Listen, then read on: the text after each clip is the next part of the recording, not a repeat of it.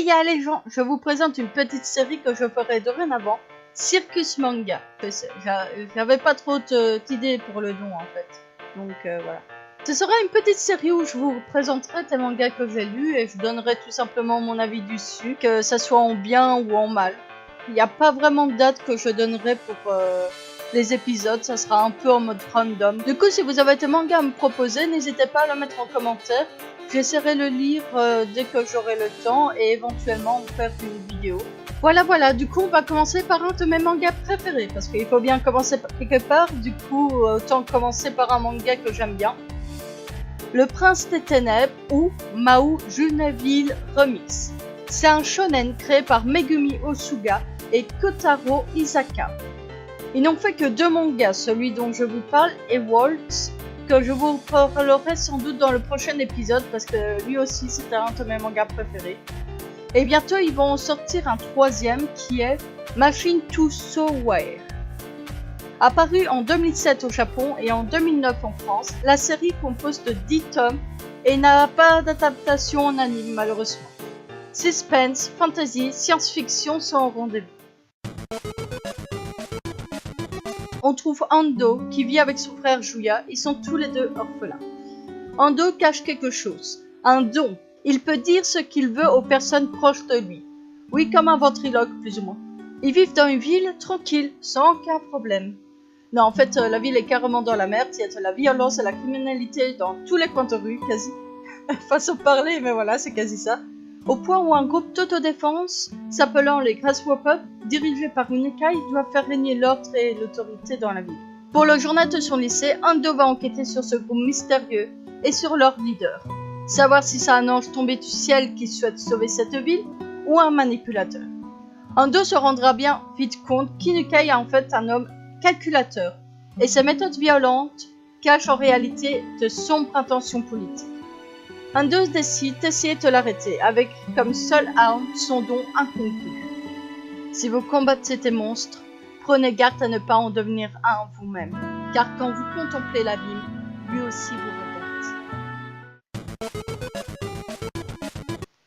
Il y a plusieurs personnages principaux ou intéressants autres que Ando et Inukai. Du coup, on va faire un résumé de quelques personnages vite fait. Ando, c'est un élève de première année au sein du lycée Nekota. A un don de ventriloque. Il a perdu ses parents dans un accident de voiture. A un frère plus jeune que lui, Juya. Il a remarqué son don très jeune, mais ses camarades de classe se sont moqués de lui et ont commencé à le bousculer par rapport à ça. C'est une personne assez renfermée sur lui-même et assez solitaire. Juya, c'est le petit frère Tando, il a une petite amie, Shiori, et quelqu'un de fort vivant qui aime marcher la vie en pleine dents.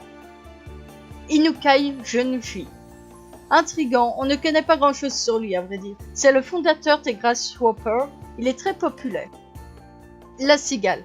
La cigale est un tueur à gages, va toujours au bout de ses engagements et est quand même fort colérique et un peu râleur. Il a un manga dédié à lui, Waltz, qu'on parlera au prochain épisode. Il y a beaucoup d'autres personnages importants et intéressants dans l'histoire, mais je vais pas trop vous en dire comme ça. Justement, le lire de vous-même et découvrir les propres personnages, et tous vous les numérer, ça va pas vraiment être très intéressant. Sur les sites que j'ai visités, que je vous mettrai dans la description, il a plus ou moins au total une note de 7,8. Pour ma part, c'est un manga que j'ai beaucoup aimé. Au début, le manga est un peu quelconque, mais devient très vite intéressant au fur et à mesure des tomes. Il y a pas mal de rebondissements inattendus, j'ai été pas mal surpris par exemple au tome 5 si je me souviens bien, et franchement ça en vaut vraiment le coup. Niveau graphisme, je trouve qu'il est pas trop mal, mais il sait jouer par rapport aux ambiances. Par exemple au moment calme ou au moment glauque, le style graphique pourra un peu changer. Attention, ici je vais un peu spoil, mais juste quelques petits moments, donc qui ne sont pas non plus les plus importants du monde.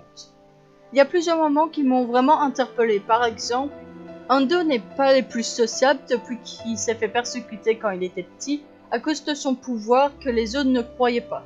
Du coup, à cause de ça, il essaie de ne pas attirer l'attention et ne se mêle pas de ce qui ne le regarde pas. Par exemple, imaginons quelqu'un se fait agresser, il va pas réagir. Il va faire ça me regarde pas. Plusieurs fois, il se posera la question s'il doit rester à l'écart de tout ça ou s'il doit réagir. Par exemple, si quelqu'un se fait tabasser, s'il doit faire comme s'il n'avait rien vu, comme la plupart des gens feraient, ou s'il doit réagir et essayer d'empêcher ça. De plus, ce qui est intéressant aussi dans ce manga, c'est est-ce qu'on devrait croire tout ce qu'on nous dit si la personne est connue ou a de la prestance. Par exemple, les hommes politiques, ceux qui sont au journal, peu importe. Par exemple, ici, Inukai est très connu, mais ça veut pas dire qu'il est totalement bon. Peut-être qu'il va essayer de nous manipuler, même si tout le monde croit qu'il est super bon. Devrons-nous juste croire aveuglément sans voir plus loin? Bref, pour moi, ce manga est vraiment un bon manga que je vous conseille vraiment. C'est bientôt le jour de la grande vague purificatrice. Du coup voilà, pour le prochain épisode, comme je vous l'ai dit, on va parler de Worlds, aucune idée. Du coup, je vous dis à la prochaine, bye bye.